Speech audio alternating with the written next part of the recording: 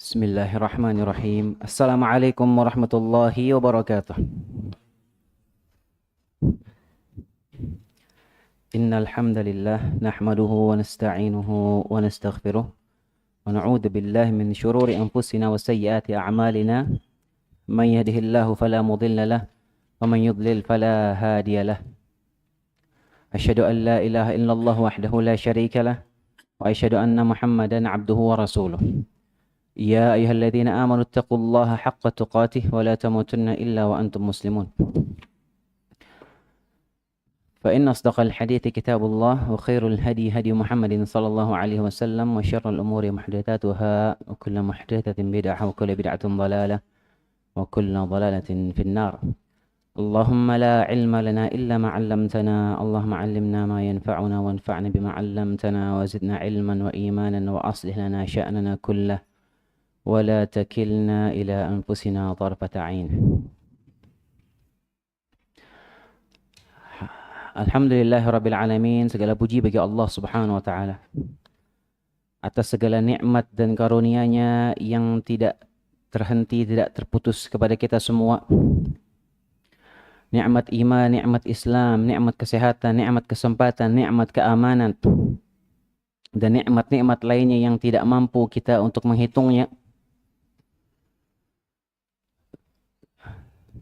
Di antaranya nikmat taufik dari Allah Subhanahu wa taala sehingga kita bisa melangkahkan kaki kita untuk melaksanakan salat subuh berjamaah di masjid yang mulia ini. Salawat serta salam semoga senantiasa tercurahkan kepada Nabi Muhammad alaihi salatu wassalam beserta seluruh keluarga beliau, sahabat beliau, istri-istri beliau dan yang mengikuti beliau ila yaumil qiyamah. Hadirin dan hadirat, a'azzana Allah wa iyyakum.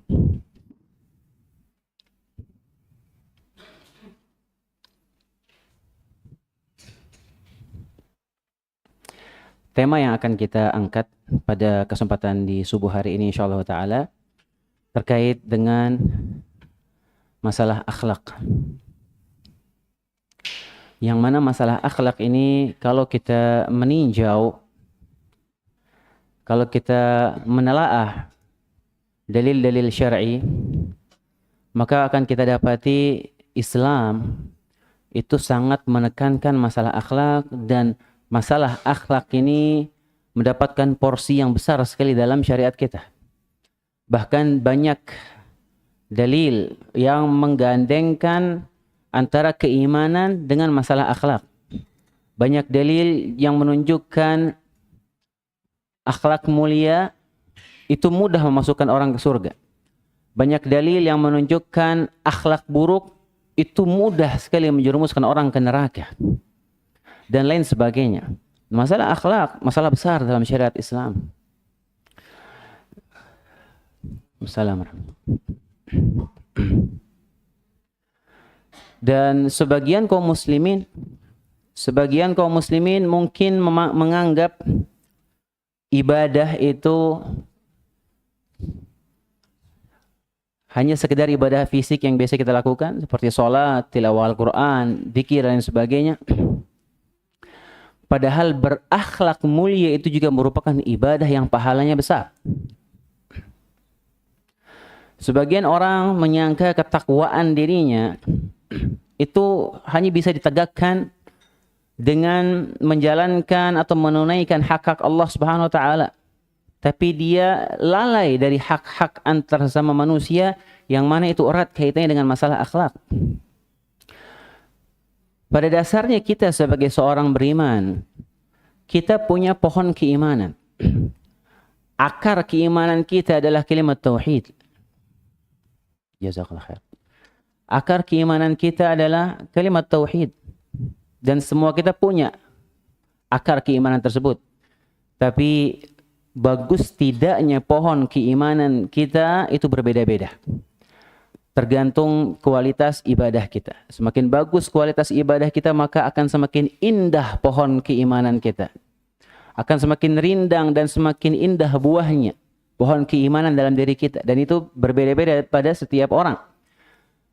Dan akhlak buruk yang ada pada diri seorang itu bisa menggugurkan, merusak, merontokkan pohon keimanan tersebut. Terkadang kita dapati orang dia bagus ibadahnya, taat sama Allah Subhanahu wa taala, taat dalam beribadah, bagus agamanya, penampilannya penampilan syar'i, tapi dia menzolimi saudaranya muslim. Dia menzolimi hak-hak sesama muslim. Dia menyakiti orang lain dengan lisannya. Dia menyakiti orang lain dengan tulisannya. Dia mengganggu orang lain dan lain sebagainya. Maka orang seperti ini dia seakan merontokkan, mengugurkan ibadah yang sudah susah payah dia kerjakan. Ini menunjukkan urgensinya masalah akhlak ini penting sekali. Terkadang orang itu dia bagus ibadahnya itu bisa rusak, gugur semua gara-gara apa? Gara-gara akhlaknya dia yang buruk. Dan sebagian orang kurang memperhatikan masalah ini. Masalah akhlak. Karenanya Nabi SAW bersabda, "Thalathatun la turfa'u lahum salatuhum fawqa ru'usihim shibran." Ada 3 golongan yang tidak diangkat satu jengkal pun salat dari atas kepala mereka. Artinya salatnya tidak diterima oleh Allah Subhanahu wa taala. Enggak diangkat salatnya walaupun hanya sejengkal. Ada 3 golongan. Yang pertama, rajulun amma qauman wa hum lahu karihun. Yang pertama, ada seseorang yang dia mengimami suatu kaum sementara kaum tersebut membencinya. Enggak suka sama dia. Wa imra'atun batat wa zawjuha 'alaiha sakhitun. Yang kedua adalah wanita yang dia tidur melewati satu malam dalam keadaan suaminya marah sama dia. Yang ketiga, wa akhwan mutasariman. 2 orang bersaudara yang saling memutuskan hubungan. Ini 3 golongan yang tidak diangkat salatnya sejengkal, walaupun sejengkal dari kepalanya, kata Nabi SAW. Dan kalau kita memperhatikan 3 golongan ini, semuanya berkaitan sama masalah akhlak. Ketiga golongan yang Nabi SAW sebutkan ini semuanya berkaitan sama masalah muamalah tersesama manusia, masalah akhlak. Ini menunjukkan bahwasanya akhlak yang buruk itu bisa menggugurkan amalan seseorang. Salatnya tidak diterima oleh Allah Subhanahu wa taala gara-gara apa? Gara-gara masalah akhlak. Seorang istri dia tidur tinggalkan suaminya dalam keadaan dia marah, dia tidak minta maaf, tidak minta ridho sama suaminya semalam saja. Itu mendapatkan ancaman seperti itu. Kemudian imam tidak disukai oleh kaumnya karena akhlaknya dia. Kemudian 2 orang yang saling memutuskan silaturahmi, ini juga kaitannya sama akhlak. Dalam hadis lain Nabi SAW bersabda, "Wa inna su'al khuluqi yufsidul amala kama yufsidul khal al-asala." Sungguhnya akhlak buruk itu merusak amal saleh. Akhlak buruk itu bisa merusak amal saleh sebagaimana cuka merusak madu. Ini juga dalil yang tegas bahwasanya akhlak buruk itu bisa merusak amal soleh seseorang. Kemudian dalil lain, ini dalil yang lebih tegas lagi. Ada hadis sahih tentang seorang wanita yang diadukan oleh Nabi, yang diadukan kepada Nabi SAW. Diadukan kepada Nabi SAW, ada seorang wanita. Wanita ini rajin ibadah. Dia rajin sholat malam wanita ini. Dia rajin puasa sunnah wanita ini. Salihah, ibadahnya bagus. Tapi dia menyakiti tetangganya dengan lisannya. Lisannya ini menyinggung, menyakiti hati tetangganya. Sementara dia rajin sholat, rajin puasa, kata Nabi SAW, la khaira fiha hiya finnar. Nggak ada kebaikan pada perempuan itu, dia di neraka. Subhanallah. Coba antum bayangkan. Kalau wanita yang rajin sholat malam, yang rajin puasa saja, kata Nabi SAW, tidak ada kebaikan pada dia, dia di neraka gara-gara lisannya mengganggu tetangganya. Bagaimana lagi orang yang udah ibadahnya jelek, ibadahnya nggak bagus, habis itu lisannya nyelekit lagi, akhlaknya buruk lagi. Maka ini menunjukkan bagaimana pentingnya masalah akhlak ini. Penting sekali. Sebagian orang menganggap sepele masalah dia memperbaiki akhlaknya ketika bermuamalah bersama manusia. Mungkin sebagian orang menganggap itu perkara yang nggak penting. Mungkin sebagian orang menganggap bahwasanya dia sudah bawaannya seperti itu, udah perpaten, sudah pakem, nggak bisa dirubah-rubah. Udah bawaannya seperti itu, sehingga apa, dia tidak ada usaha untuk merubah, memperbaiki akhlaknya. Terkadang sebagian orang seperti itu. Oh Ustaz, kalau ana emang orang Ambon, Ustaz. Ana orang Timur. Orang Timur emang begini, gampang ngamuk, Ustaz. Oh, kalau ana orang Batak, Ustaz. Orang Batak itu ngomong suka ngegas. Ya, Ustaz, seperti itu. Oh, ana orang Papua, ana emosian. Ana sumbu pendek, temperamen. Itu akhlak buruk, bukan untuk dibanggakan. Dan itu harus dirubah, bukan dibiarkan. Ketika seorang menyadari dia punya akhlak buruk, ketika kita menyadari kita ini punya akhlak buruk, kita deteksi kita ada akhlak buruk dalam diri kita, itu kita perbaiki, berusaha memperbaikinya, bukan dibiarkan. Misalnya kita mendeteksi diri kita nih, kayaknya saya orangnya agak pelit deh, perhitungan, seret, pelit, perhitungan. Ketika dia menyadari itu, dia harus rubah. Atau mungkin menyadari, oh saya kayaknya gampang marah, suka marah-marah, suka emosian. Di rumah suka marah-marah, ya. Istri jadi sasaran terus, anak-anak jadi sasaran terus. Itu akhlak buruk. Harus dirubah. Berusaha kita merubah itu supaya kita menjadi orang yang sabar. Minta sama Allah SWT, nanti akan kita bahas insyaAllah ta'ala. Dan lain sebagainya.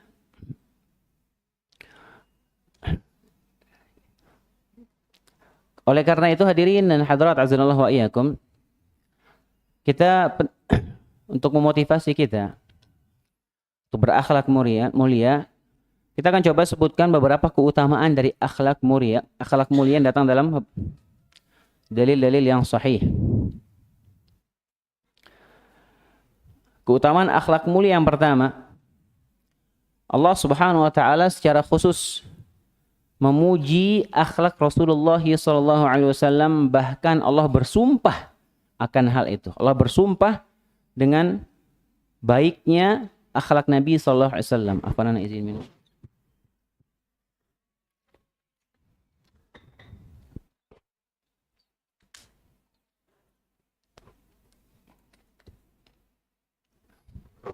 Allah Subhanahu wa taala berfirman dalam surat Al-Qalam, Nun wal qalami wa ma yasturun, ma anta bi ni'mati rabbika bimajnun, wa inna laka la ajran ghaira mamnun, wa innaka la ala khuluqin azim. Di antara sumpah Allah Subhanahu wa taala, sungguhnya engkau wahai Muhammad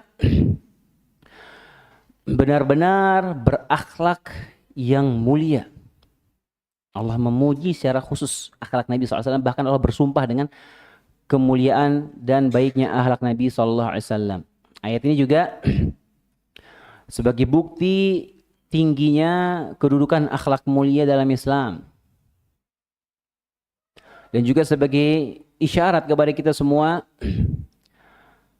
umat Nabi Muhammad SAW, agar kita mencontohi junjungan kita Nabi Muhammad SAW. Di antaranya kita contohi bagaimana akhlak beliau sallallahu alaihi wasallam. Kemudian keutamaan akhlak yang berikutnya, yaitu Rasulullah sallallahu alaihi wasallam diutus untuk menyempurnakan akhlak mulia. Nabi sallallahu alaihi wasallam bersabda, "Innama bu'itsu liutammima makarimal akhlak." Sungguhnya aku diutus untuk menyempurnakan akhlak-akhlak yang baik.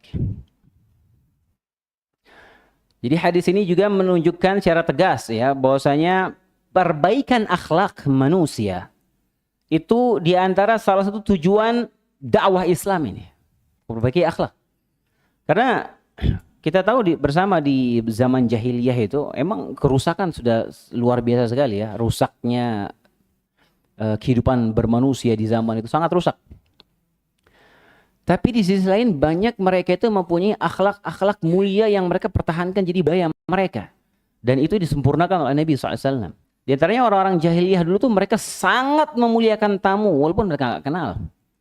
Mereka sangat memuliakan tamu. Siapapun bertamu, apalagi sahabat di luar kota, ngetok pintu, nggak kenal, silahkan masuk, nginap di rumahnya, dipotongin hewan, potongin kambing, potongin sapi, persilakan, begitu akhlak mereka.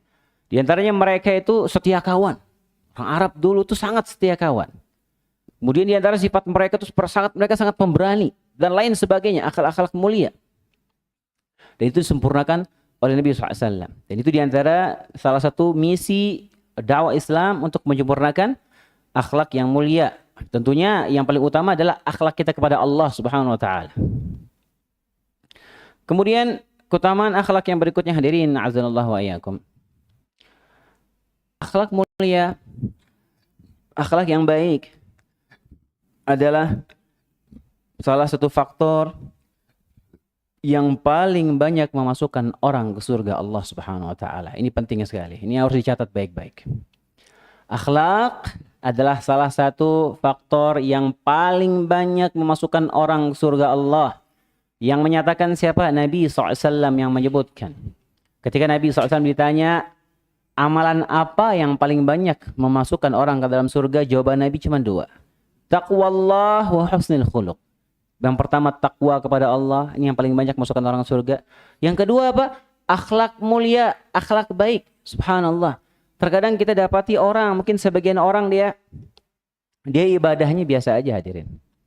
Kita dapati sebagian orang dia ibadahnya nggak kenceng, ibadahnya biasa aja.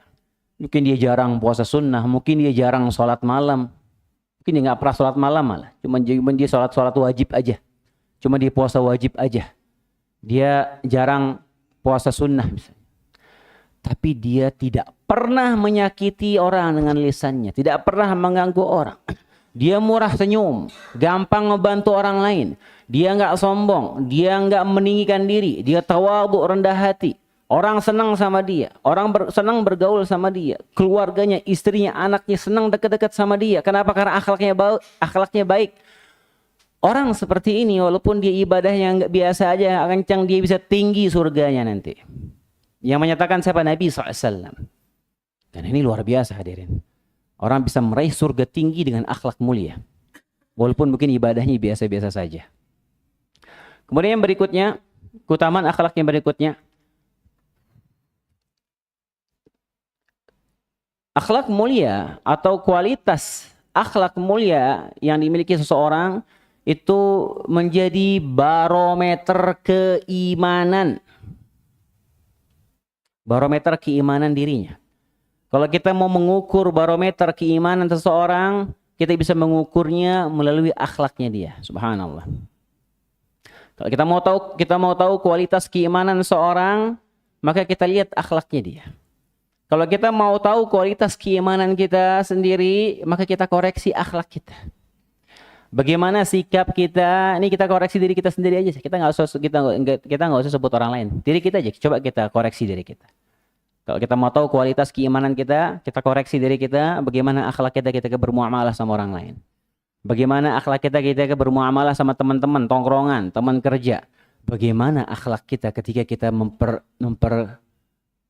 bermuamalah istri dan anak-anak kita di rumah.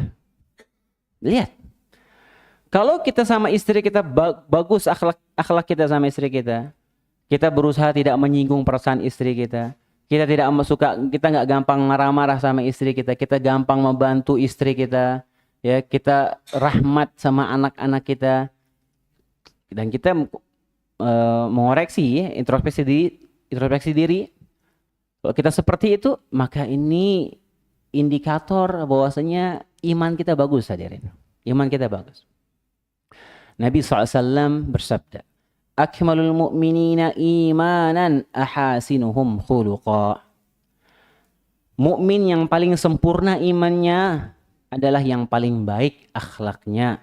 Wa khiyarukum linisaihim. Dan sebaik-baik kalian adalah yang paling baik sama istri-istrinya.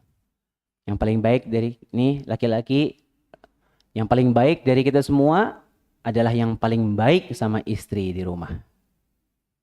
Kalau kita sama istri garang sekali ya, sebagian orang Masya Allah. Kalau lagi kumpul duduk sama teman, ketawa mulu, ngakak ngekik, ketawa terus sudah. Kalau sama teman sekantor, Oh, Masya Allah baik, senyum, terima kasih ya. Terima kasih, jazakallah khair. Tapi kalau sudah di rumah jadi kayak macan dia. Jadi kayak singa di rumah. Ngomel mulu, ngegas mulu. Gak pernah bilang syukron sama istrinya. Istrinya bikinin gahwa, bikinin kopi, nyiapin makan, gak ada bilang syukron sama istrinya. Pernah bilang terima kasih nggak kalau dilayanin sama istri bapak-bapak di sini? Coba kita pikir, coba kita review dulu. Kira-kira kalau istri nyiapin makan malam, nyiapin makan siang, atau nyiapin anak ke sekolah, bikinin kita kopi, bilang syukron nggak sama istri kita di rumah? Hah? Bilang makasih nggak? Tapi kalau orang lain, pelayan di restoran atau orang di kantornya bantu dia apa? Oh terima kasih mas. Oh, Masya Allah. Oh, di luar rumah akhlaknya bagus. Tapi di rumah dia seperti itu. Justru di rumah itu yang lebih pantas dia berakhlak baik. Lebih pantas dia baik sama istri, sama anak-anak di rumah daripada sama orang-orang di luar. Itu lebih pantas di rumah itu dulu. Jangan kebalik. Jangan kebalik. Istri juga kayak gitu, demikian ya. Istri juga ya. Kalau awal bulan suami setor nafkah, bilang syukron nggak? Ya, apa dah merasa oh, ini dah kewajiban ya? Atau bahkan mungkin ngomel kalau kurang. Ya, bilang syukron, jazakallah khair, suamiku ya insya Allah semoga bermanfaat ini nafkahnya. Begitu seharusnya ya. Tapi teori terkadang susah untuk diterapkan ya, dalam kehidupan. Kemudian juga dalil lain yang menunjukkan bahwasanya akhlak buruk ini, akhlak itu bisa menjadi barometer keimanan seorang. Kata Nabi SAW, وَلَا يَجْتَمِعُ الشُّحُّ وَالْإِيمَانُ فِي قَلْبِ عَبْدٍ أَبَدًا. Tidak akan terkumpul jadi satu dalam hati seorang hamba sifat pelit sama keimanan, nggak bisa bersatu. Subhanallah. Keimanan yang kita punya sama sifat pelit itu nggak bisa bersatu. Artinya apa? Kalau kita ngerasa kita ini orang pelit, seret, perhitungan, ya, perhitungan dalam masalah fulus, masalah harta, pelit mau berbagi, pelit mau bantu orang lain dan lain sebagainya, itu tanda iman kita bermasalah. Karena tidak akan mungkin bersatu keimanan dan sifat pelit dalam hati seorang mukmin yang mengatakan Nabi SAW. Ini menunjukkan bagaimana buruknya akhlak, buruknya sifat pelit itu. Sampai Nabi menyatakan nggak bersatu keimanan sama sifat pelit. Kenapa Nabi sampai menyatakan demikian hadirin? Sampai menyatakan tidak akan bersatu keimanan sama sifat pelit. Karena terlalu banyak dalil yang menunjukkan tentang keutamaan orang berbagi, keutamaan membantu orang lain, keutamaan bersedekah. Bagaimana sedekah itu akan dilipat gandakan oleh Allah SWT berkali-kali lipat sampai 700 kali, bahkan lebih dari itu. Bagaimana Allah menjanjikan kepada kita bahwasanya apa yang kita infakkan akan Allah ganti berkali-kali lipat. Akan Allah jaga, Allah kembangkan seperti orang investasi. Allah terima, kemudian Allah kembangkan itu sampai menjadi besar untuk kita terima hasilnya. Dan banyak sekali dalil yang menunjukkan masalah keutamaan kita berbagi, ya, bersedekah. Dan orang kalau dia pelit, sifat pelit, seakan-akan dia nggak percaya sama yang Allah dan nabinya sampaikan itu. Dan ini menunjukkan kurangnya keimanan dia, hadirin. Banyak sekali dalilnya masalahnya. Terus dia masih pelit, nah ini kelewatan berarti dia imannya kurang, imannya bermasalah. Dan pelit itu termasuk akhlak yang buruk. Kemudian yang berikutnya, keutamaan akhlak mulia yang berikutnya. Bismillah.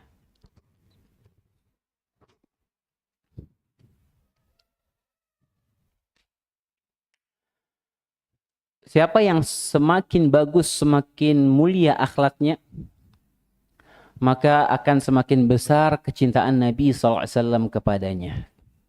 Kita semakin mulia akhlak kita, maka Nabi SAW semakin cinta sama kita. Nabi SAW bersabda dalam hadis sahih,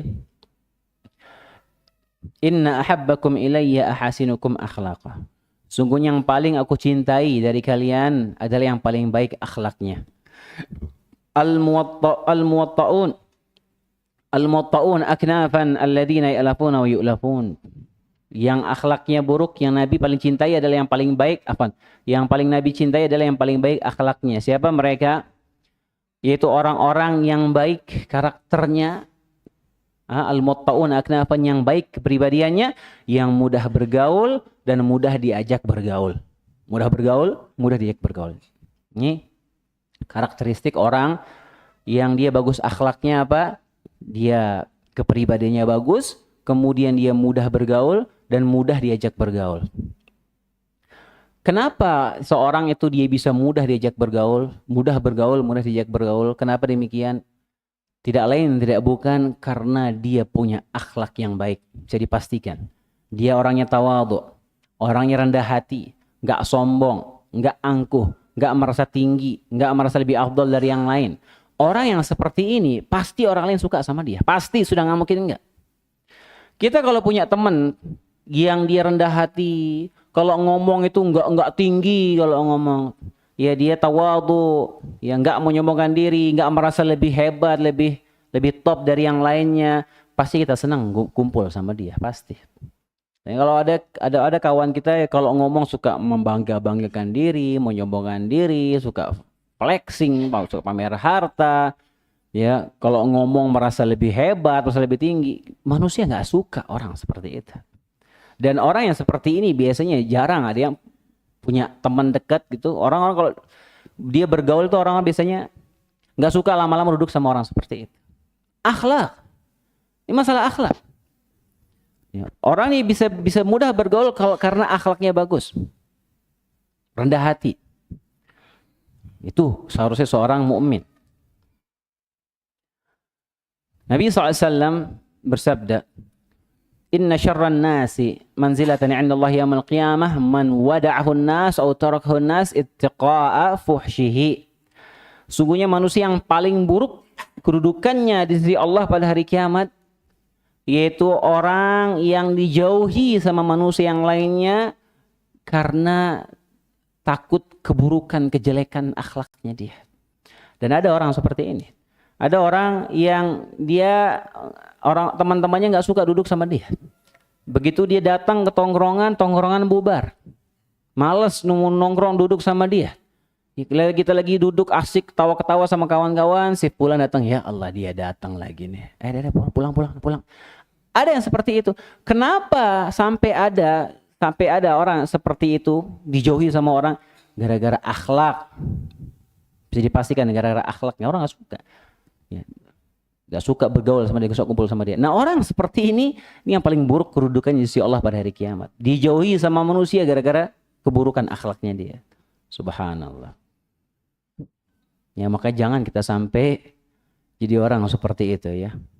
Subhanallah. Nah kalau kita ya banyak teman, ya, orang mudah kita bergaul, orang juga mudah menghubungi kita, bergaul sama kita, bermuamalah sama kita. Insya Allah itu tanda kita akhlaknya bagus. Makanya kita supaya mudah bergaul jangan merasa lebih tinggi ya. Sifat tawadhu ini penting sekali. Orang kalau tawadhu pasti disukai sama orang-orang manusia yang lainnya. Kemudian keutamaan yang berikutnya, keutamaan akhlak mulia. Semakin bagus, semakin mulia akhlak seorang, maka akan semakin tinggi derajatnya di surga kelak. Nabi SAW bersabda, Inna min ahabbikum ilayya wa aqarbukum minni majlisan yawmal qiyamah ahasinukum akhlaqa. Yang di Sahih riwayat Tirmidzi. Kata Nabi SAW, sungguhnya yang paling aku cintai di antara kalian dan yang paling dekat majlisnya dengan aku nanti pada hari kiamat, yaitu yang paling baik akhlaknya. Subhanallah. Kita tahu bersama hadirin bahwasanya Nabi SAW itu surganya tinggi sekali. Surga Nabi paling tinggi. Makanya ketika Nabi SAW dalam beberapa hadis menyebutkan orang-orang yang dekat sama beliau nanti hari kiamat, artinya apa? Artinya orang ini kedudukannya tinggi sekali di hari kiamat. Sampai bisa dekat sama Nabi SAW. Di antaranya Nabi menyebutkan, Ana wa kafilul yatim kahatain. Aku dan orang yang mengayomi anak yatim seperti ini di surga, kata Nabi, sambil menunjukkan dua jarinya ini. Saking dekatnya sampai begini Nabi kasih isyarat kedua jarinya. Bagi orang yang mengayomi anak yatim, memperhatikan anak yatim, membiayai anak yatim. Dekat sama Nabi sampai seperti ini di surga. Artinya apa? Surganya tinggi sekali hadirin.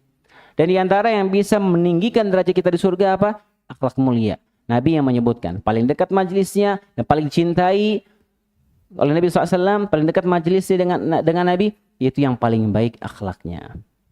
Kemudian yang berikutnya, keutamaan akhlak mulia yang berikutnya,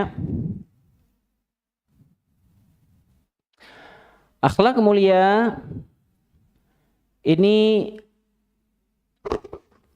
akan membuahkan pahala yang sangat banyak. Kenapa? Karena akhlak mulia ini simpel, mudah untuk dilakukan, dan cakupannya sangat luas. Cakupannya sangat luas. Nabi SAW bersabda, "Innakum lan tas'awun nasa bi amwalikum walakin yas'auhum minkum bastul wajhi wa husnul khuluq." Hadis sahih riwayat Al-Bazzar. Nabi SAW bersabda, sungguhnya kalian tidak bisa meliputi hati manusia semua dengan harta kalian. Kalian nggak bisa ngambil hati semua orang dengan harta kalian. Kenapa? Karena harta manusia terbatas. Kita nggak bisa mengambil hati semua orang dengan harta kita. Tapi kata Nabi SAW, akan tetapi kalian bisa mengambil hati mereka, meliputi hati mereka dengan akhlak mulia dan wajah yang berseri-seri, mudah senyum sama orang lain. Kita mudah senyum sama orang lain, kita berakhlak mulia, itu cakupannya luas sekali hadirin. Kita nggak bisa, kita mau nyari pahala sama harta kita terbatas. Tapi kalau kita mau meraup pahala dengan akhlak mulia, itu cakupannya luas sekali. Kita bertemu sama orang banyak sekali. Kita bermuamalah sama orang setiap hari. Di rumah kita bermuamalah sama orang, sama istri, sama anak. Di tempat kerja, di masjid, di semua tempat, di pasar, kita bermuamalah. Ketika kita menjaga akhlak mulia kita dalam bermuamalah, kita murah senyum sama orang lain, kita mudah bantu orang lain, kita akan terus meraup pahala dari aktivitas kita sehari-hari. Subhanallah. Cakupannya luas sekali akhlaknya, maka jangan diremehkan. Jangan meremehkan sekedar kita senyum sama orang lain. Jangan pelit senyum, ada orang nyurang aja mukanya. Mahal sekali senyumnya, ada orang seperti itu ya, subhanallah ya, emang bawaan. Padahal senyum ini, muka ini gampang senyum, mudah ya berseri-seri, itu tanda ini orang akhlaknya bagus. Tapi dia kayak pelit sekali mau senyum, kayak dia gengsi mau senyum ini sama orang lain, gengsi dia, merasa nggak pantas dia mau senyumin orang lain. Subhanallah. Sekedar senyum itu berpahala hadirin, jangan diremehkan. Karena Nabi SAW, la tahkiranna minal ma'rufi syai'a walau an talqa ahqa biwajhin taliq.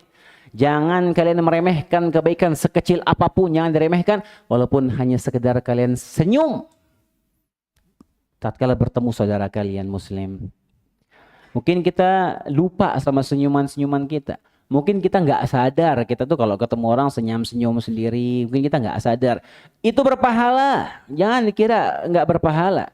Mungkin kita lupa ya sama senyuman-senyuman kita setiap hari, tapi Allah tidak akan lupa. Dan Allah akan datangkan itu senyuman-senyuman kita, Allah masukkan dalam timbangan amal kita. Dan Allah berikan balasannya, maka jangan diremehkan, sekedar senyum saja yang diremehkan.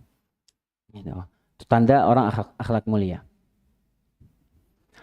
Dulu ada guru kita di sekolah dulu ya, masih di pondok.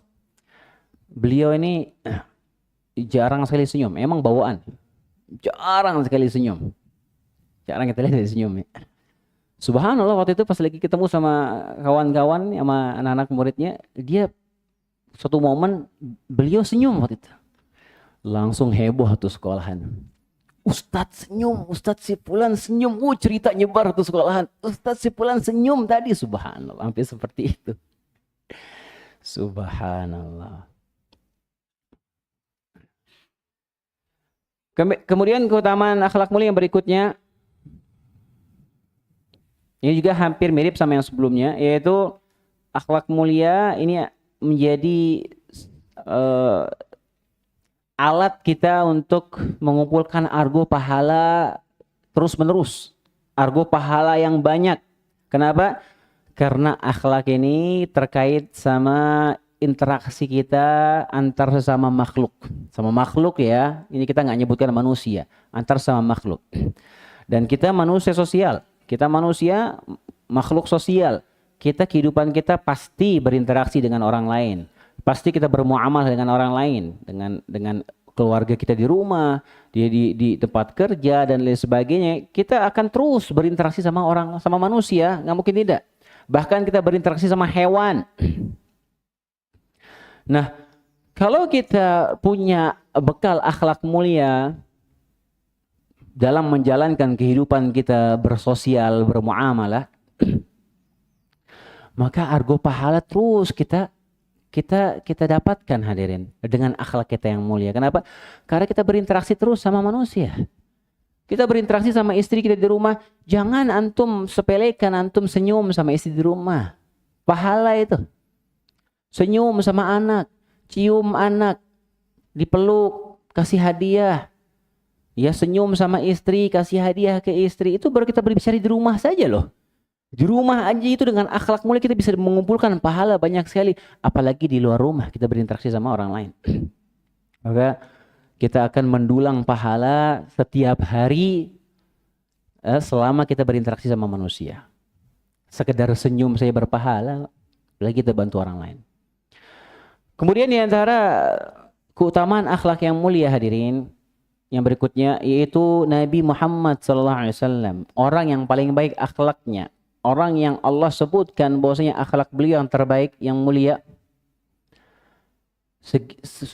Segitupun Nabi SAW masih sering berdoa minta sama Allah SWT agar diberikan akhlak yang mulia. Lihat, Nabi yang akhlaknya sempurna sering minta berdoa sama Allah agar diberikan akhlak yang mulia. Maka kita lebih harus untuk membaca doa itu. Kita berikan akhlak mulia. Doa, minta sama Allah SWT. Karakter manusia itu bisa dirubah hadirin. Karakter perangai manusia, akhlak manusia itu bisa dirubah. Kayak tadi anak kita sebutkan, jangan kita keras kepala ya, merasa oh enggak, anak emang begini orangnya Ustaz. Anak orangnya emang gampang ngamuk Ustaz. Kan jangan macem-macem, jangan bikin anak marah. Ya. Anak emangnya gampang, anak orangnya temperamen, gampang emosi, anak darah tinggi. Anak orang timur begitu, hati-hati. Nah itu akhlak buruk dan harus dirubah, jangan dibiarkan. Dan itu bisa dirubah hadirin. Allah mudah untuk merubah sifat kita. Sangat mudah bagi Allah SWT. Allah yang membolak-balikan hati kita. Makanya kita minta sama Allah SWT agar Allah memperbaiki hati kita. Kalau kita merasa kita ini orangnya gampang marah, berdoa sama Allah SWT agar Allah menjadikan kita berakhlak mulia, penyabar, dihilangkan sifat temperamental tersebut. Kalau kita merasa kita punya sifat pelit, maka minta sama Allah agar dihilangkan sifat tersebut dan lain sebagainya. Nabi saja berdoa, apalagi kita. Di antara doa yang Nabi sering baca untuk minta akhlak mulia dan dijauhi dari akhlak buruk, hadis sahih Nabi SAW berdoa, Allahumma hadini li ahsanil akhlaq, la yahdi li ahsaniha illa anta, wasrif anni sayyi'aha, la yasrifu anni sayyi'aha illa anta. Ya Allah, tunjukkanlah kepadaku akhlak yang mulia. Tidak ada yang menunjukkannya, tidak ada yang menunjukkan akhlak mulia kecuali Engkau ya Allah. Dan jauhkan dariku akhlak buruk, dan tidak ada yang bisa menjauhkannya dariku kecuali Engkau ya Allah. Ini minta. Nabi sering membaca doa ini. Kemudian juga di antara doa yang sering Nabi baca, ya, tapi sebagian menganggap ini doa bercermin, padahal ini doa bukan doa bercermin, pada asalnya doa umum, bukan doa bercermin. Itu Allahumma kama hassanta khalqi fahassin khuluqi. Ya Allah, bagaimana Engkau memperindah, memperbagus perangaiku, maka perbaguslah akhlakku. Ini bukan hanya dibaca pada saat bercermin doa ini, sebenarnya di umum, bisa dibaca kapan saja. Kita minta akhlak mulia. Kemudian juga di antara doa beliau sallallahu alaihi wasallam, Allahumma inni a'udzubika min munkaratil akhlaq wal a'mal wal ahwa. Ini riwayat sahih di antara Nabi, ya Allah, Aku berlindung kepadamu dari keburukan akhlak, keburukan amalan, dan keburukan hawa nafsu.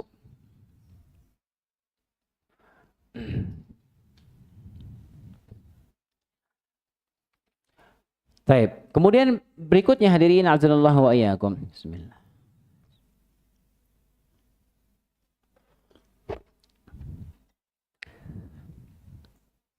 Masih ada waktu?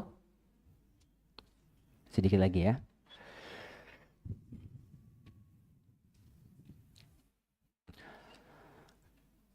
Akhlak itu ada dua macam. Ada dua macam.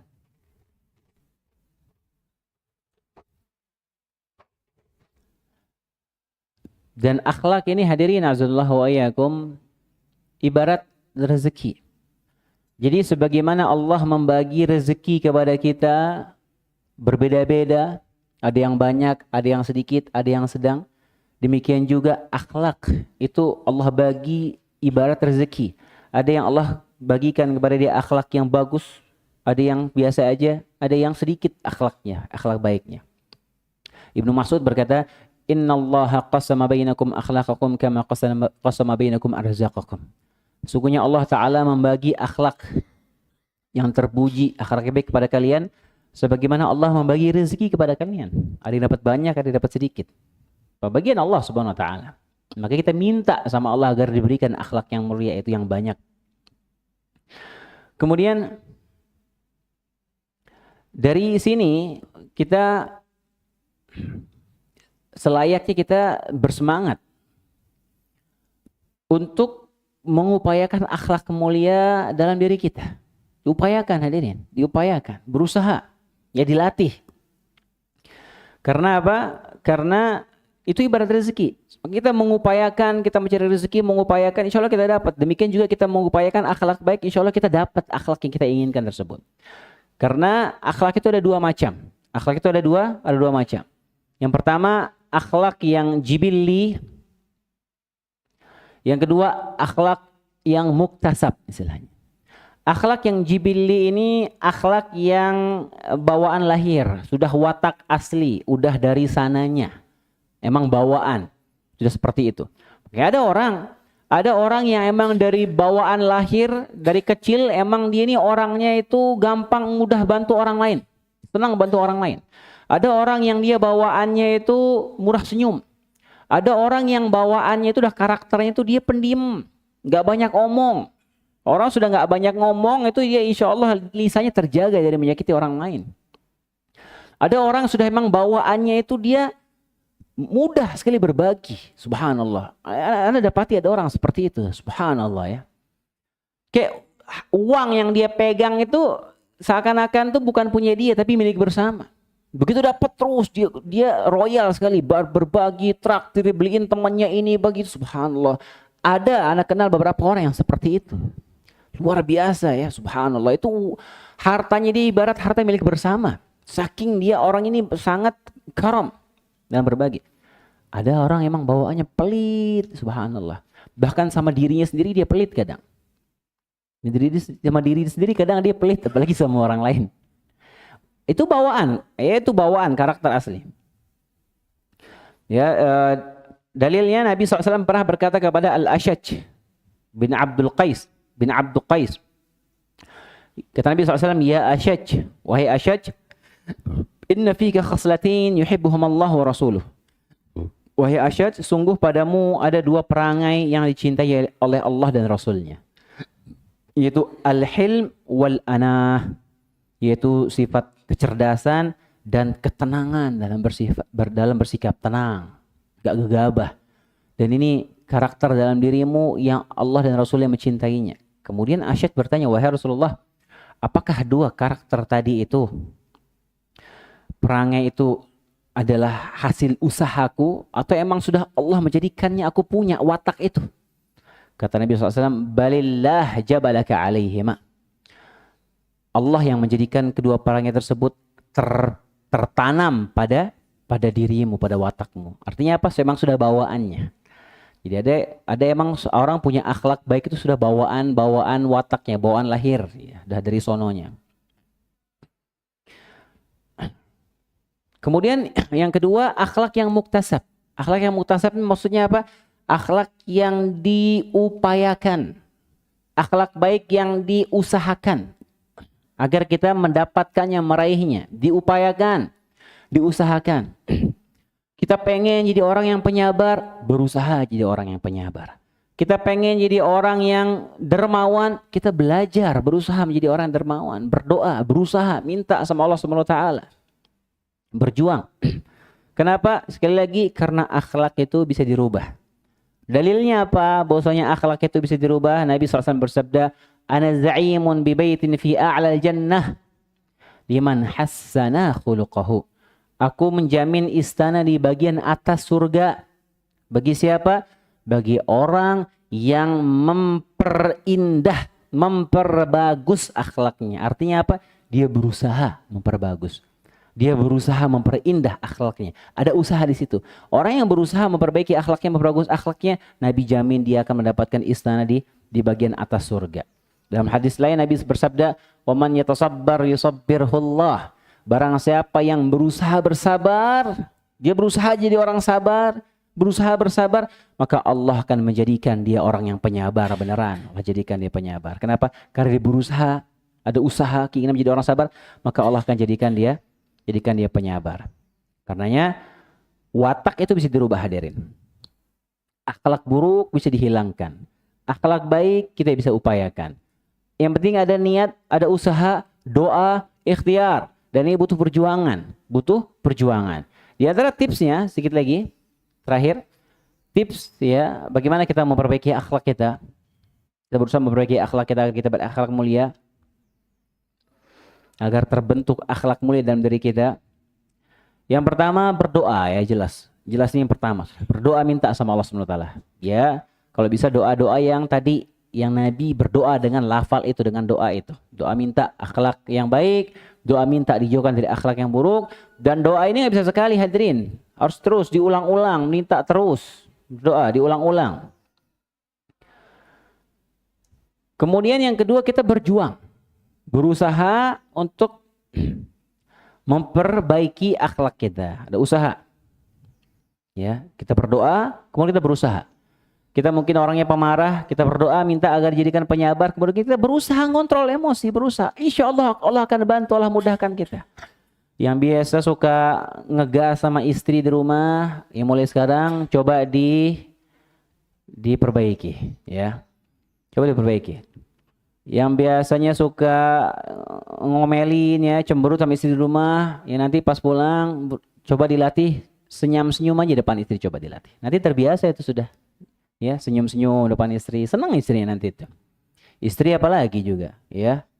Jangan nyurang di depan suami. Ya. Suaminya nyuruh sesuatu cemberut, ya merengut.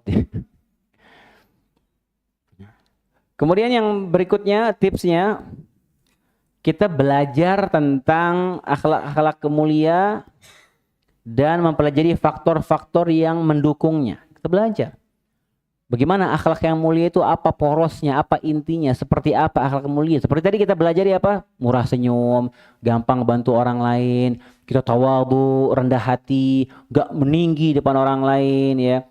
Kemudian juga lisan kita ini kita jaga, gak nyelekit, gak nyinggung orang lain. Dan berbagai macam akhlak mulia, banyak sekali.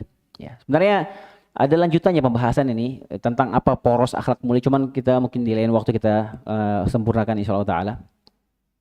Demikian juga kita cari tahu akhlak buruk itu apa aja untuk kita jauhi. Akhlak buruk kita pelajari untuk kita hindari. Kemudian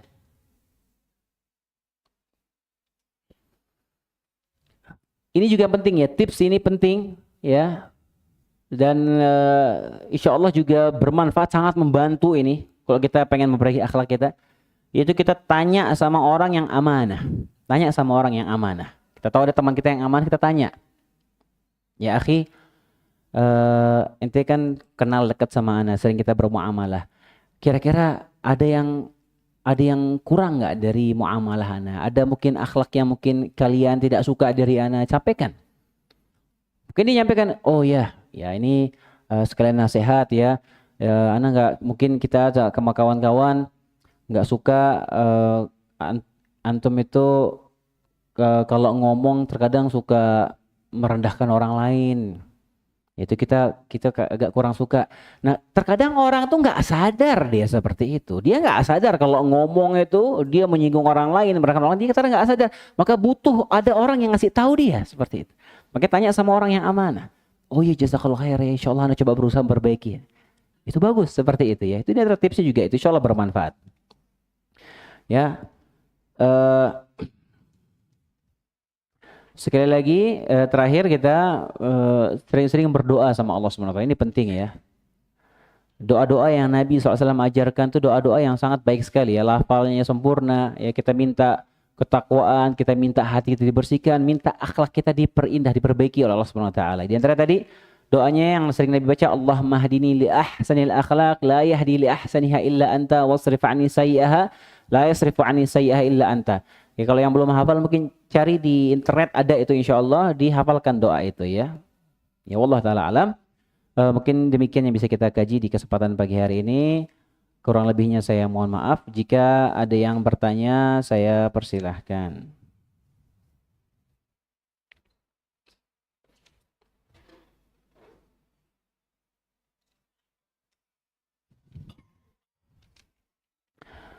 Ada pertanyaan? Assalamualaikum Ustadz. Manakah yang lebih mulia atau lebih banyak pahalanya? Seorang yang dianugerahi akhlak mulia atau seorang yang berusaha keras dengan belajar dan memaksakan diri untuk selalu berakhlak mulia? Wallahu ta'ala alam. Wallahu ta'ala alam. Bisa jadi yang lebih besar pahalanya ketika dia ada effort, ada usaha, dia berjuang memperbaiki akhlaknya, dia berdoa sama Allah Subhanahu wa taala agar diperbaiki akhlaknya. Insya Allah itu yang lebih besar pahalanya. Kenapa? Karena dia ada perjuangan di situ. Dan setiap perjuangannya itu untuk memperbaiki diri itu insya Allah bernilai ibadah. Setiap doa yang dia panjatkan kepada Allah Subhanahu wa taala agar diperbaiki akhlaknya itu bernilai ibadah.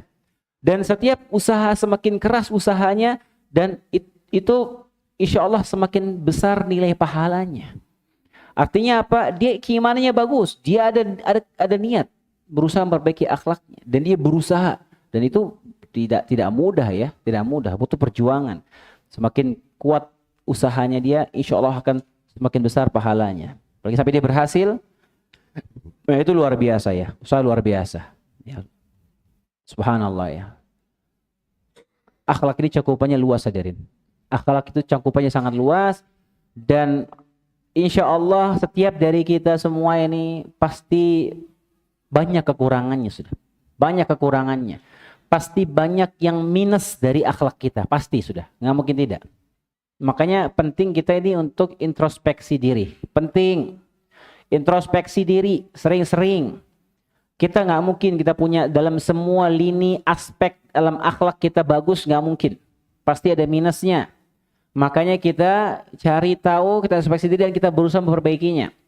Mungkin sebagian kita gampang marah, perbaiki. Mungkin sebagian kita perhitungan, pelit, perbaiki. Mungkin sebagian dari kita ini orangnya cuek. Ya nggak peduli sama yang di sekitar, sama orang-orang, diperbaiki. Mungkin kita ini jarang sedekah, ya. Mungkin kita ini jarang senyum, kurang baik sama istri, kurang baik sama anak, kurang baik sama orang tua, dan lain sebagainya. Kita review ya keadaan diri kita dan kita berusaha memperbaikinya. Karena semua kita pasti banyak kurangnya, Ya terutama yang paling penting hadirin, yang paling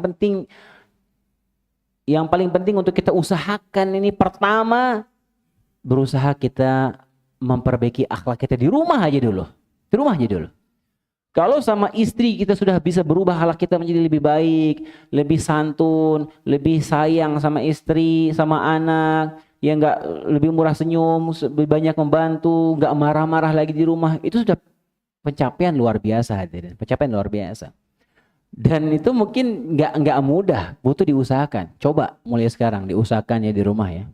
Ya istri juga kayak gitu. Ya berusaha memperbaiki akhlak di hadapan suaminya. Wallahu taala alam. Ada lagi bertanya? Fadhal. Bismillah, Assalamualaikum warahmatullahi wabarakatuh. Salam. Izin bertanya, Ustaz, rafa'allahu qadrakum fid dunya wal akhirah wa li jami'il muslimin. Qadarullah mungkin ke aktivitas orang di sekitar kita sering bertemu antara lawan jenis. Kemudian adakah batasan antara orang laki-laki kepada perempuan dan perempuan kepada laki-laki? Di sisi lain, Rasulullah pernah mengatakan bahwa kerusakan pertama kali kepada Bani Israel adalah fitnah wanita. Kemudian sedangkan di lingkungan kita tatkala wanita bertemu dengan lelaki yang bukan mahramnya, adakah batasan-batasan sehingga terkadang perempuan itu senyum kemudian ramah, kita pun terkadang terfitnah, terlebih kalau misalkan cantik atau lain sebagainya. Nah, maka mohon nasihatnya, adakah batasan untuk yang bukan mahram dari laki-laki dan ke perempuan, dan dari perempuan ke laki-laki dari sisi akhlak, dari ramah ataupun perkataan ataupun senyum dan lain sebagainya. Jazakumullah khair, barakallahu fikum. Assalamualaikum warahmatullahi wabarakatuh. Taib, benar yang antum sampaikan, bahwasanya fitnah terbesar bagi laki-laki, ya, bagi umat Nabi Muhammad itu adalah fitnah wanita. Ma taraktu ba'di fitnatan ashadda 'ala ar-rijali minan nisa. Tidaklah aku tinggalkan satu fitnah yang lebih dahsyat, lebih besar, lebih berbahaya bagi laki-laki dari fitnah wanita. Fitnah wanita itu fitnah yang paling besar bagi umat Nabi Muhammad SAW. Fitnah wanita dahsyat. Inna kaidahunna 'azim. Kata Allah SWT, sungguh tipu daya wanita itu sangat dahsyat, sangat kuat. Makanya laki-laki itu sangat mudah dia terfitnah, ya kalah sama fitnah wanita.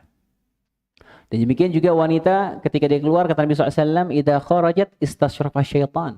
Kalau wanita itu keluar sudah diincar sama syaitan, diincar nih perempuan ketika dia keluar rumah, kemudian dihiasi, dijadikan tunggangan, dijadikan alat untuk apa? Untuk menggoda lawan jenisnya ketika dia keluar rumah. Lihat bagaimana bahayanya fitnah wanita. Wanita ketika keluar rumah langsung ditunggangi sama syaitan, jadi incar, jadikan alat untuk menggoda laki-laki. Dan subhanallah, laki-laki itu terkadang dia kalah, tergoda sama wanita, bahkan wanita itu nggak cantik. Wanita itu nggak cantik. Kadang ada orang yang dia na'udzubillah dia selingkuh sama perempuan yang jauh lebih jelek dari istrinya dia. Istrinya cantik, selingkuhnya sama orang yang jelek sekali. Subhanallah, bagaimana dahsyatnya godaan syaitan. Ya. Jadikan laki-laki itu terjerumus dalam fitnah wanita. Kemudian hukum asal wanita dan laki-laki itu Allah perintahkan untuk menundukkan pandangan. Ini pertama harus dicatat. Hukum asalnya Allah perintahkan wanita dan laki-laki itu untuk menundukkan pandangan. Allah sebutkan dalam surat An-Nur. Kullil mu'minina yaghuddu min absarihim wa yahfadhu furujahum. Katakanlah kepada laki-laki mukmin agar mereka menundukkan pandangan mereka dan menjaga kemaluan mereka. Wa kullil mu'minati yaghuddna min absarihinna wa yahfadhna furujahun. Dan katakanlah kepada wanita-wanita muslimat untuk menundukkan pandangan mereka dan menjaga kehormatan mereka. Ini hukum asal. Tapi ketika dibutuhkan maka tidak mengapa. Ada interaksi, ada berbicara, ngobrol, atau kita melihat lawan jenis jika diperlukan, itu tidak mengapa. Makanya banyak sekali hadis yang menyebutkan bahwa Nabi SAW sering disamperi, didatangi sahabat wanita, bertanya. Kadang ada yang sahabat wanita dalam hadis sahih dia tarik bajunya Nabi, dibawa pergi ke sana menjauh, pengen ngobrol berdua. Karena ada keperluan, dia mau bertanya, minta fatwa. Ya, kalau ada kebutuhan tidak mengapa, secukupnya. Melihat, memandang secukupnya, asal tidak muncul fitnah. Kalau misalnya ini dia ada keperluan sama wanita ini atau lawan jenis, dia untuk berbicara, bertanya, ternyata wanita ini cantik sekali misalnya, maka sebaiknya antum menundukkan pandangan, jangan bermain api. Ya, makanya wanita yang cantik ya, wanita secara umum ya dianjurkan dia memakai hijab. Apalagi dia cantik. Kenapa? Untuk menolak. Itu supaya tidak menggoda laki-laki. Jadi hukum asalnya kita menundukkan pandangan kecuali jika ada kebutuhan tidak mengapa. Dan ketika dia tergerak syahwatnya, maka tidak boleh dia memandang. Demikian ini berlaku bagi laki-laki maupun perempuan. Ketika laki-laki dia memandang wanita tergerak syahwatnya, maka haram dia melihat, dia harus menggunakan pandangan. Demikian juga perempuan, ketika dia memandang laki-laki tergerak syahwatnya, maka haram untuk dia lihat itu. Dia tundukkan pandangan. Dan dia bermuamalah sekadarnya, jika ada keperluan, dia berbicara seperlunya, memandang seperlunya, dan ingat ada satu tambahan terakhir. Kata Nabi, kata Allah Subhanahu wa taala dalam surat Al-Ahzab, "Fala takhda'na bil qaul," kepada istri-istri Nabi, "Fala takhda'na bil qauli fayatma'a alladhi fi qalbihi marad wa qulna qawlan ma'rufa." Allah perintahkan kepada istri-istri Nabi dan kepada kaum wanita secara umum, jangan melenggak-lenggokkan suara ketika berbicara sama lawan jenis. Jangan dibuat-buat, karena perempuan seperti itu. Dia biasanya kalau dia ngomong biasa, tapi ketika dia ngomong sama lawan jenis, dibuat centil suaranya dia. Dilenggok-lenggokin suaranya dia. Tergoda orang seperti itu. Tergoda gimana dia dibuat dilenggak-lenggokin suaranya, subhanallah. Terus terang, suara perempuan itu walaupun nggak ngeliat mukanya ya, bisa bikin tergerak, bisa menggerakkan syahwat laki-laki. Berdengar suara loh. Padahal mungkin aslinya zong misalnya. Teleponan sama perempuan, suaranya luar biasa. Kalau udah ngomong lembut, kedengar suaranya ini dari telepon nih, akhwat ini langsung menusuk sampai ke hati tuh. Tapi pas ketemu aslinya zong ternyata. Ada seperti itu. Sekedar suara bisa mengeluarkan syahwat. Makanya Allah beritakan apa?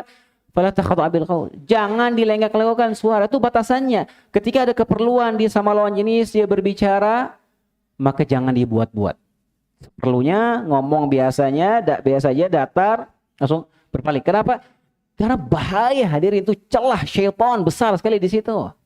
Terutama bapak-bapak yang kerja di kantor yang kantornya masih berikhtilat campur baur misalnya. Itu hati-hati ya, hati-hati. Biasanya perempuan-perempuan kalau datang kantor dia dandan, ya pakai bulu mata palsu, ya kan. Nah itu setiap hari dari pagi sampai sore itu kumpul sama mereka. Terus pas pulang nyampe rumah istrinya masih pakai daster. Nah ini ketika di kantor itu biasanya begitu dah. Ya, ketika berbicara buat ini bahaya. Bahaya, jangan bermain api. Ya, itu bisa dirumuskan oleh syaitan masuk ke situ. Betapa banyak terjadi perzinahan gara-gara tidak menjaga batasan ini ketika bermuamalah sama lawan jenis. Bahaya. Jangan kita bermudah-mudahan dalam masalah ini ya. Bahaya, hadirin. Makanya itu pertama Allah perintahkan hukum asalnya apa? Pendudukan pandangan. Itu hukum asalnya, bukan pandangan. Jangan kita mata ini jelalatan lihat lawan jenis. Nggak boleh, hukum asalnya nggak boleh. Kecuali jika diperlukan ya, maka tidak mengapa. Wallahu taala alam. Ada lagi kah yang bertanya? Tafadhal, Pak.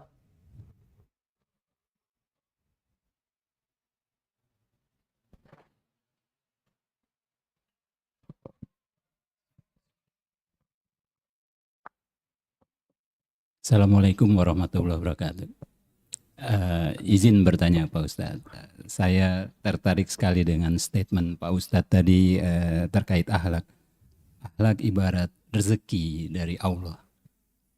Jadi Allah bisa memberikan rezeki ini ke setiap hambanya berbeda-beda. Ada yang diberikan banyak, ada yang sedang-sedang saja, atau bahkan ada yang sedikit. Kemudian tadi juga akhlak ada dua jenis. Ada akhlak yang memang sudah bawaan lahir, ya. Wataknya sudah dari sananya, desainnya sudah seperti itu. Ketika akhlak ibarat rezeki ini, dan Allah sudah menentukan kadar rezeki pada seseorang,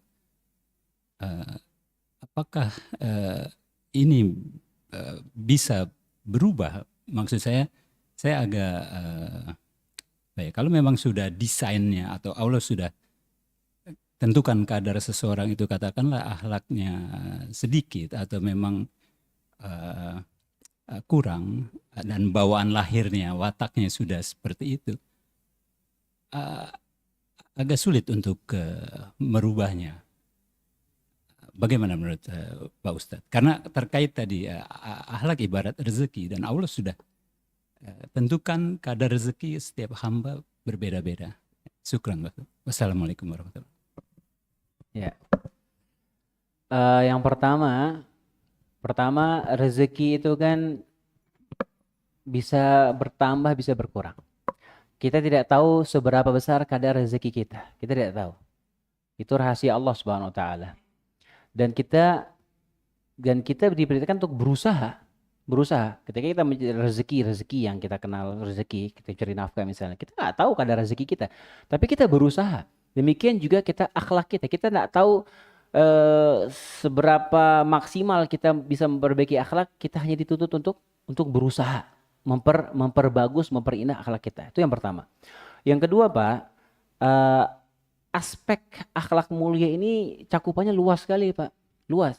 Tadi Nabi SAW yang hadis yang Anda sampaikan terkait Al-Ashaj, tadi sahabat yang mulia yang Nabi puji dua akhlak yang dimiliki, yang itu merupakan bawaan lahir yang Allah tanamkan kepada dia. Itu Nabi hanya dua saja. Tenangan dalam bertindak dan sifat al-hilm. Sementara ada banyak sekali cakupan akhlak mulia yang di luar itu ada banyak sekali, Pak. Banyak. Ya. Bisa jadi kita Allah SWT berikan kita akhlak bawaan lahir, akhlak yang mulia pada sisi ini, tapi yang sisi ini masih tidak ada, masih sedikit misalnya. Nah, ini kita usahakan. Ya, bisa jadi orang Allah jadikan dia bawaan lahirnya dia orang penyabar misalnya. Tapi dia masih kurang atau jarang dalam dia membantu orang lain misalnya. Itu juga akhlak. Akhlak dia care, perhatian sama orang lain, bantu orang lain ya. Peduli sama tetangga, perhatian sama tetangga, sama orang miskin, sama anak yatim. Itu kan akhlak semua. Maka dia usahakan dari sisi yang itu. Bisa jadi karena tidak seorang yang Allah tanamkan akhlak baik itu biasanya di sebagian aspek sih nggak mungkin semuanya. Karena cakupan akhlak mulia ini sangat luas. Ya, sangat luas. Makanya sebenarnya kita mau bahas nanti mungkin di kesempatan yang lain. Akhlak mulia ini sangat luas, karenanya ulama berusaha mengumpulkan poros atau rukun akhlak mulia itu apa aja, ya, porosnya, ya, untuk mengumpulkan cakupan akhlak mulia yang luas itu. Insya Allah kesempatan lain kita akan bahas. Jadi kurang lebih seperti itu, Pak, ya. Allah Taala alam. Ada lagi yang bertanya? Ya, Pak, silakan, Pak. Terakhir mungkin ini ya. Ya, Pak, silakan.